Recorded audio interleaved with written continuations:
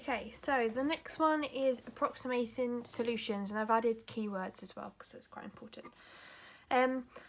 So this is linked to what we did last time with plotting quadratics. We sometimes need to use the graphs to be able to approximate answers, essentially. So some of the keywords are these ones down the side. So y-intercept, a lot of you know what the y-intercept is, so that's where it crosses the y-axis. So on this graph, the y-axis would be here. Not y-axis, sorry, y-intercept would be there. Okay, so it's just where it crosses this y-axis, okay, and the axes will always be labelled. The second one you've not heard before, it's called the roots. Now this is where it crosses the x-axis. Okay, it's also, when we did solving quadratics, the answers to those are also the roots. Okay, so when we go into like sketching quadratics and things like that, we need to be able to use solving quadratics by factorising to tell us where it's going to cross these x-axis.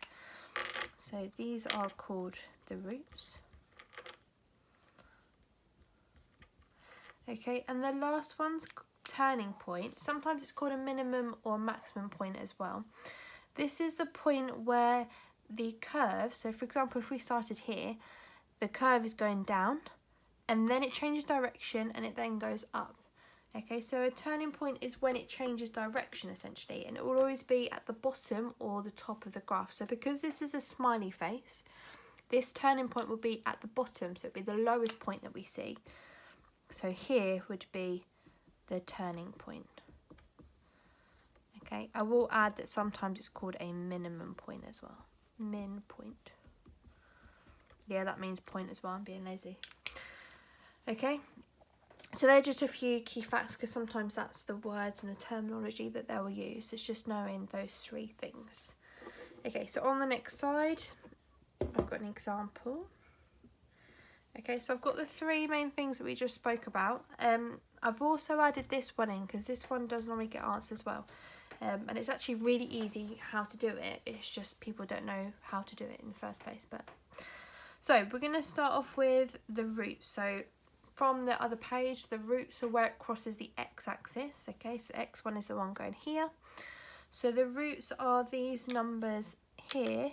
Now it is approximating solution. So I know I was quite lucky with the other page where it went through whole numbers. This one doesn't, but it roughly goes through halfway between, for this one, 2 and 3. So I'm going to say that that's 2.5. And the other one is between -1 and -2, so I'm going to say -1.5. Okay, so just try and be as accurate as you can. What they'll do is they'll give you a range, so they might say that it has to be between 2.4 and 2.6, for example. Okay, and for these ones there are 2 because it's crossing the graph twice. It won't always be that, but for this one it is.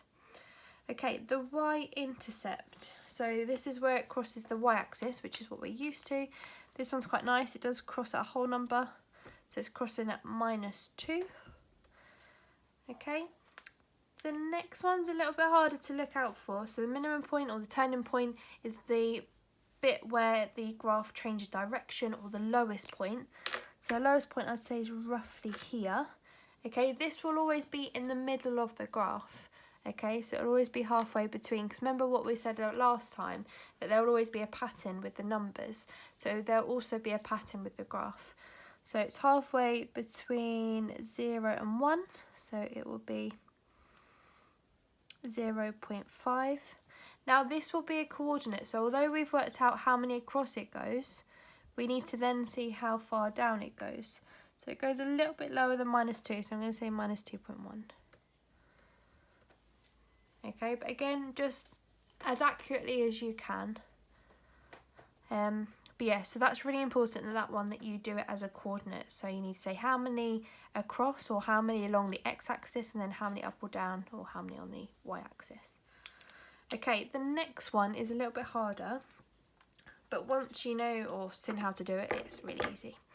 So we need to find the values of x when f of x is equal to 1. Now, we're told here that y is equal to f of x. So essentially, this is saying when y is equal to 1.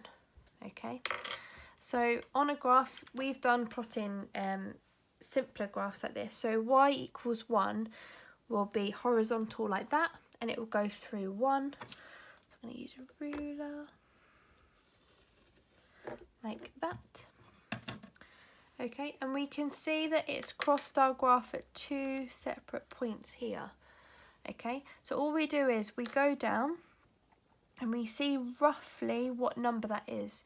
So I think for that one, roughly x is 2.8. And then for this one, same thing.